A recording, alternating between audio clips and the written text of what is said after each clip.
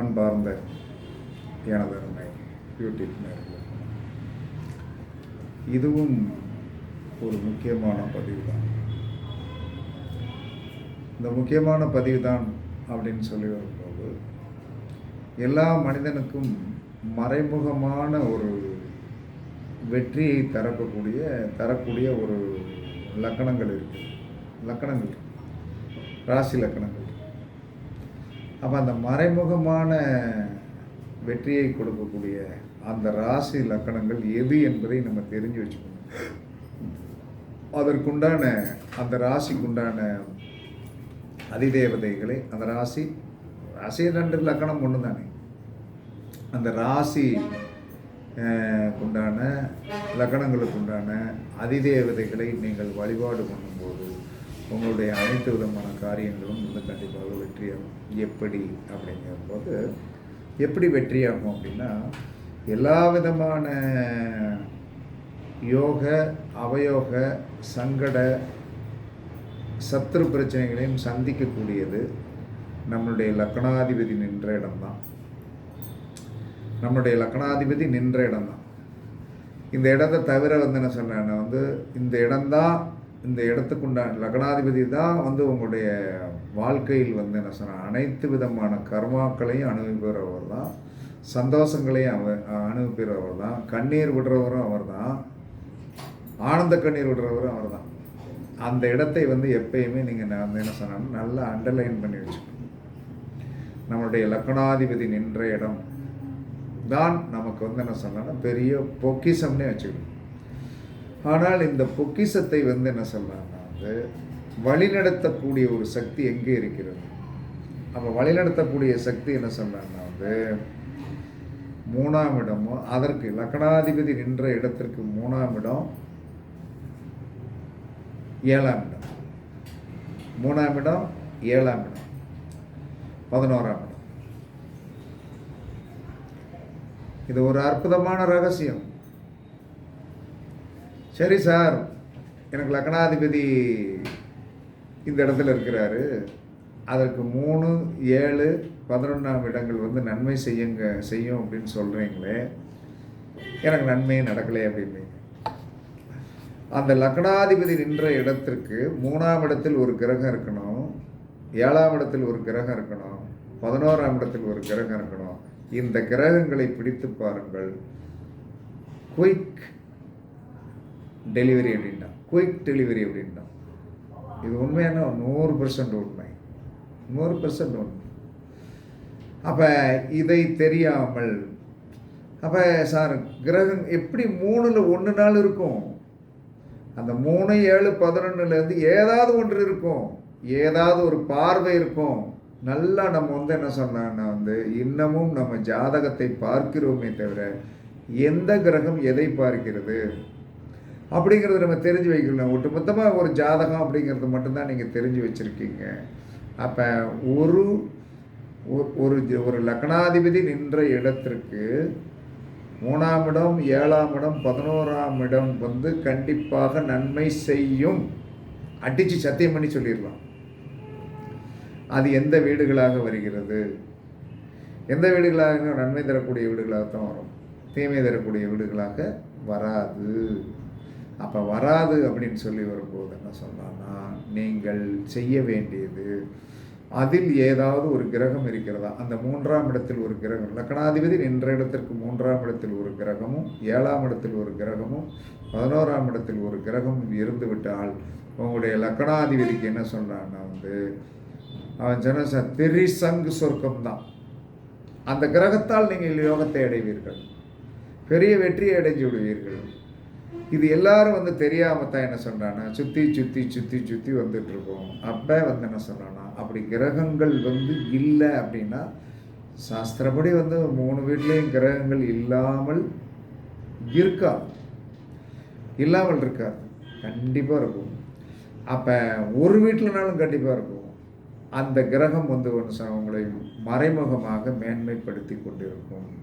அப்போ மறைமுகமாக மேன்மைப்படுத்தி கொண்டு இருக்கும் அப்படிங்கிறத நீங்கள் தெரிந்து வைத்து கொண்டு அந்த அந்த அந்த இடத்துல வந்து கட்டங்களில் வந்து கிரகங்கள் இல்லை என்று சொன்னால் அந்த கட்டத்துக்கு உண்டான காரகத்துக்கு உண்டான கிரகத்தை வந்து நீங்கள் வந்து வழிபாடு பண்ணினீர்கள் என்று சொன்னாலும் அந்த அந்த கட்டத்துக்கு உண்டான லக்னாதிபதி நின்ற இடத்திற்கு வந்து 3 குடையவன் 7 குடையவன் 11 குடையவன் என்ற கட்டங்களில் வந்து கிரகங்கள் இல்லை என்று சொன்னாலும் எப்படியாவது ஒரு கிரகம் பார்த்து தான் ஆகும். ஏதாவது ஒரு 3 கட்டத்தில் அவ்வளவு அபாக்கியவான்களாக யாருமே பிறப்பதே கிடையாது. அப்படி ஒரு அபாக்கியவான்களாக இந்த உலகத்தில் வந்து கடவுள் படைக்கலாம் மாட்டார். கண்டிப்பாக வந்து என்ன சொன்னான்னா படைப்பார், படைப்பார், உறுதியாக படைப்பார். இறைவன் வந்து என்ன சொல்றான்னா வந்து நம்மை வந்து கஷ்டப்படுத்துவதற்கு வந்து பிறந்தவர் அல்ல. நம்மளை வந்து என்ன சொன்னான்னா வழிநடத்த பிறந்தவர். நம்மளை வந்து என்ன சொன்ன வாழ வைத்து பார்க்க கூடிய ஒரு ஆதிபத்தியம் உடையவர்.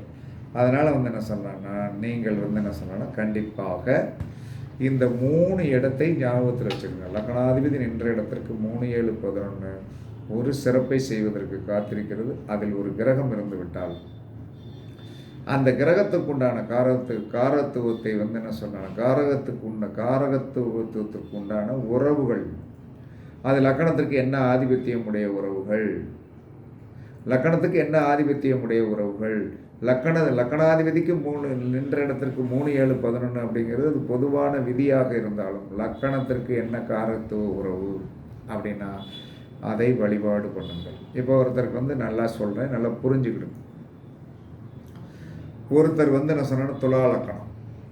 இந்த துலா லக்கணத்துக்கு லக்கணாதிபதி லக்கணத்துக்கு 3ஆம் இடத்துல உட்கார்ந்துருக்கார். அவருக்கு விருத்தியை செய்யக்கூடியது வந்து யார் என்று சொன்னால் லக்கணாதிபதி 3ஆம் இடம் என்பது கும்பம், கும்பத்துக்கு அடுத்து 7ஆம் இடம் என்பது என்ன சொன்னா மிதுனம், 11ஆம் இடம் என்று சொல்லக்கூடிய லாபஸ்தானாதிபதி என்று சொல்லக்கூடியது துலாம் வந்துருமா.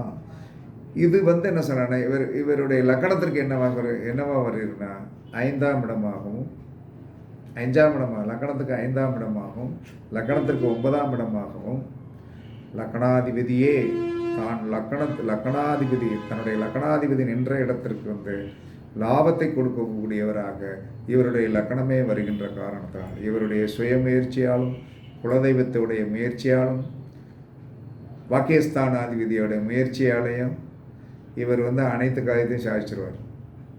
தான் ஒரு முயற்சி எடுத்தால் வெற்றியாயிரும். ஏன்னா அந்த இடத்துல வந்து கிரகங்கள் இருக்கணும். இருந்தால் கண்டிப்பாக வந்து என்ன சொன்னான்னா வந்து அது ஜாக்பாக்ட் அடித்த மாதிரி தான். அதனால் எல்லா மனிதனும் வந்து ஜோதிடத்தை வந்து தெளிவாக புரிந்து வைத்து கொண்டு ஒரு காரியத்தை நகர்த்தினோம் என்று சொன்னால் அது வந்து என்ன சொன்னா செயல்படும். நாம் தெரியாமல் வந்து என்ன சொன்னா சுற்றி எங்கேயோ போய் தேடிக்கொண்டிருக்கிறோம். உங்களை நீங்கள் தேடுங்கள், உங்களை நீங்கள் தேடுங்க. உங்களுக்கு வந்து என்ன சொன்னான்னா வெற்றி கிடைக்கும், உங்களுக்கு வந்து பிரச்சனை இருக்காது, உங்களுக்கு வந்து சக்ஸஸ் கிடைக்கும், உங்களுக்கு எந்தவித பிரச்சனையும் இருக்காது. அப்போங்கும்போது என்ன சொன்னா வாழ்க்கையில் வந்து உங்களுடைய வெற்றி பாதைக்கு அழைத்து செல்வது உங்களுடைய லக்னாதிபதி நின்ற இடத்திற்கு 3, 7, 11 கூடியவர்களே. இது பொது விதி.